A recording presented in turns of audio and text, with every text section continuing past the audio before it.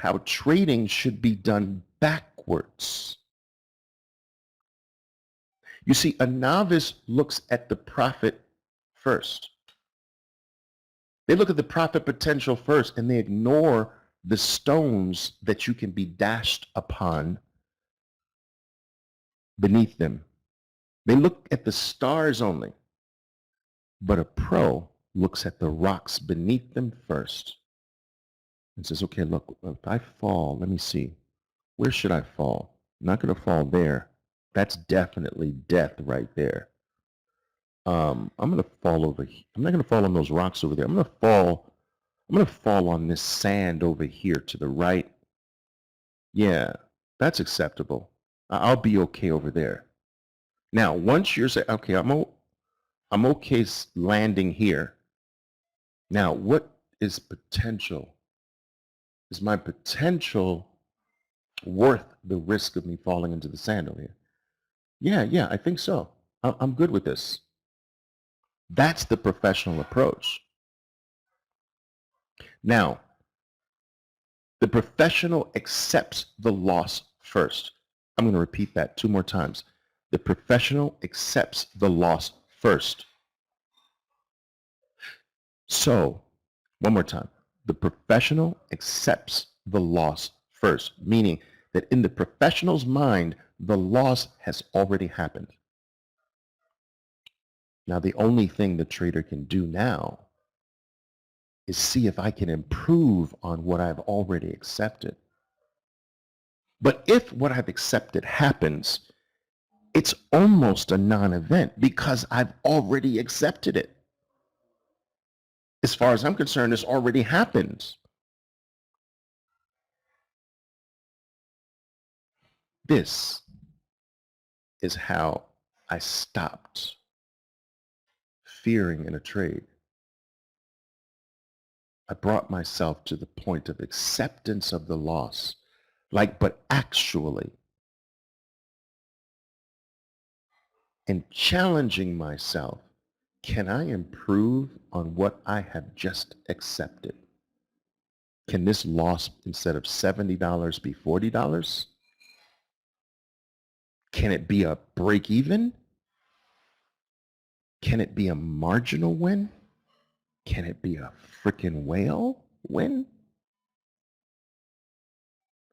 And so the professional works backwards, whereas that the novice works from the profit hope.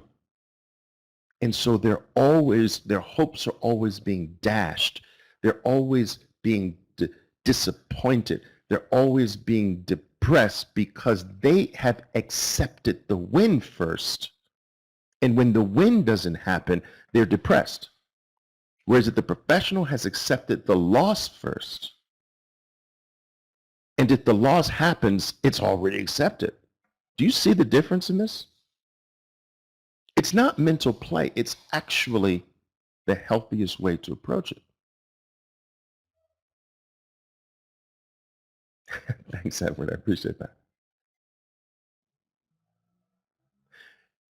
This whole thing, guys, if you were to ever watch the interviews of some of the great traders, and every time, every one of them, if they're great, they will tell you that the game, the secret, is about management of loss. Every single one. I mean, there's very few things that are 100% in life, but every professional trader will tell you that 100% of them. That the focus is always on the risk side, the loss side. And if you speak to any novice that has no idea what they're doing, their focus is on the winning side. So just think of it. Where do you want to be? Which one do you want to be? The one that focuses on winning? The winning side? No, you want to be the one that focuses on the losing side. If you can get on a play that you can identify, if you can get a reasonable loss and accept it, now freaking go. What's the worst that can happen? What, you accepted already? Now there's no fear. There shouldn't be any fear, right? This is what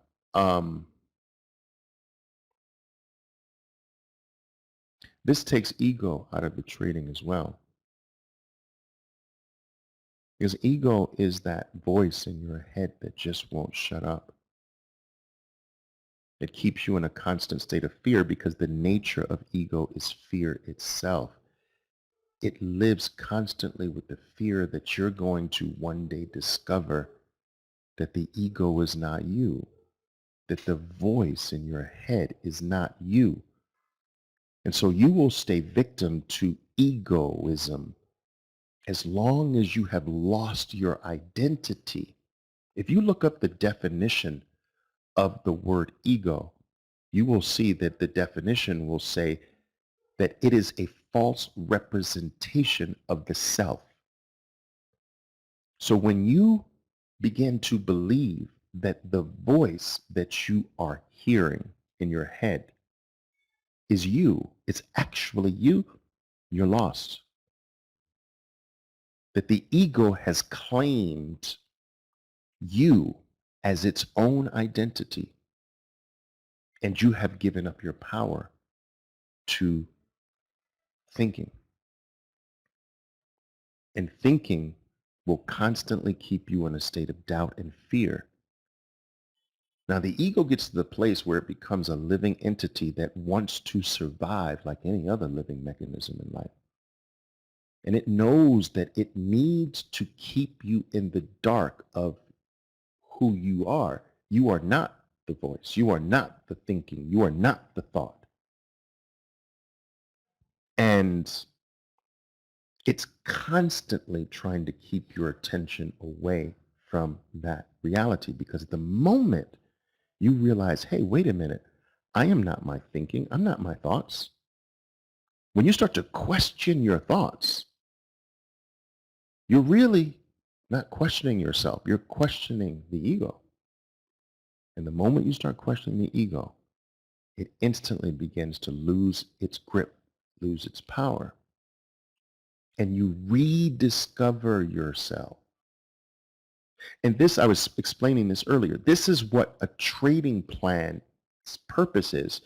The trading plan's purpose is to replace your thinking, which in another way of saying it is to replace your ego.